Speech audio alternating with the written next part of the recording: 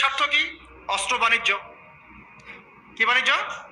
অস্ত্র বাণিজ্য। ওরা যুদ্ধ বাঁধিয়ে রাখবে, জিয়ে রাখবে, যাতে করে অস্ত্র ব্যবসা করা যায়। অনেক সময় মুসলমান দুই দেশের মধ্যে যুদ্ধ লাগায় দেয়, দিয়ে অস্ত্রের বাণিজ্য করে। অচিরেই তারা পুরো বিশ্বে একটা বড় যুদ্ধ বাঁধিয়েই ছাড়বে, দেখেন ইনশাআল্লাহ। অচিরেই তারা পুরো বিশ্বে একটা বড় যুদ্ধ না বাঁধানো পর্যন্ত থামবে না। এই বিশ্বটাকে ছোট করার দুইটা পদ্ধতি তারা বের করেছে। একটা হচ্ছে ইন্টারনেট সেকশন, প্রযুক্তি দিয়ে বিশ্বটাকে ছোট করে নিয়ে আসা, এটা হয়ে গেছে। বিশ্বে এখন ছোট, শর্ট জায়গা, এইখান থেকে ওইখানে আপনি যোগাযোগ খুব দ্রুত করতে পারবেন। বিশ্ব ছোট, আপনাকে পায়ে হেঁটে যেতে হবে না।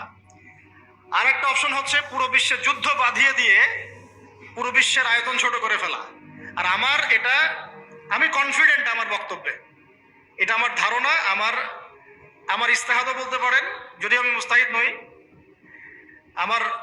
আমার ইন্টারপ্রিটেশন, এই শব্দটা ভালো হবে, ইস্তেহাদ না বলে বলছি আমার ইন্টারপ্রিটেশন, যে অচিরেই তারা পুরো বিশ্বে একটা বড় যুদ্ধ বাঁধিয়েই ছাড়বে, দেখেন ইনশাআল্লাহ।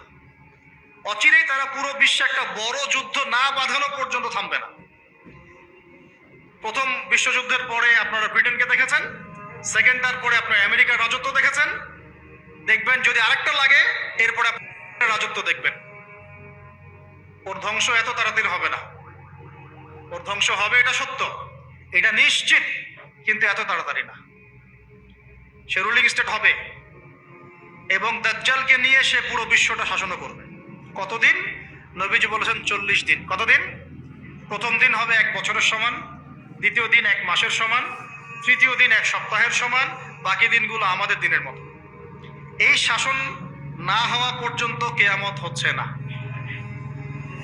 আর এই শাসন ততক্ষণ হচ্ছে না যতক্ষণ মহাযুদ্ধ না হচ্ছে। আর মহাযুদ্ধ না হওয়া পর্যন্ত ইমামুল মাহদিও আসছেন না। মাহদি তখনই আসবেন যখন মুসলমানদের অবস্থা এরকম খারাপ হতে থাকবে। আর মাহদি না আসার আগে দাজ্জালও মানুষের রূপে বের হবে না।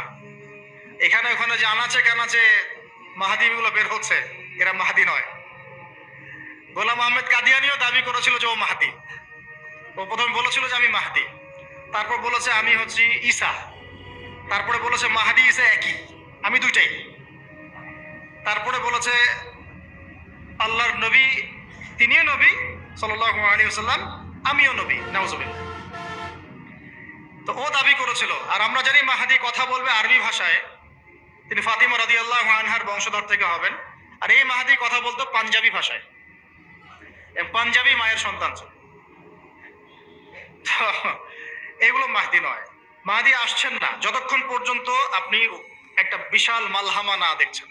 আর আমার ধারণা, ইন্টারপ্রিটেশন, বা শুধু আমার ধারণা না, অনেকেই ওয়ার্ল্ডের অ্যানালাইসিস যারা করে তারা বলে যে হয়তো বা এই ইস্যুগুলো, ইউক্রেন রাশিয়া হোক, সিরিয়া ইস্যু হোক, ইয়েমেন ইস্যু হোক, গাজা ইস্যু হোক, আস্তে আস্তে একটা বড় যুদ্ধের দিকে এরা বিশ্বকে নিয়ে যাবে।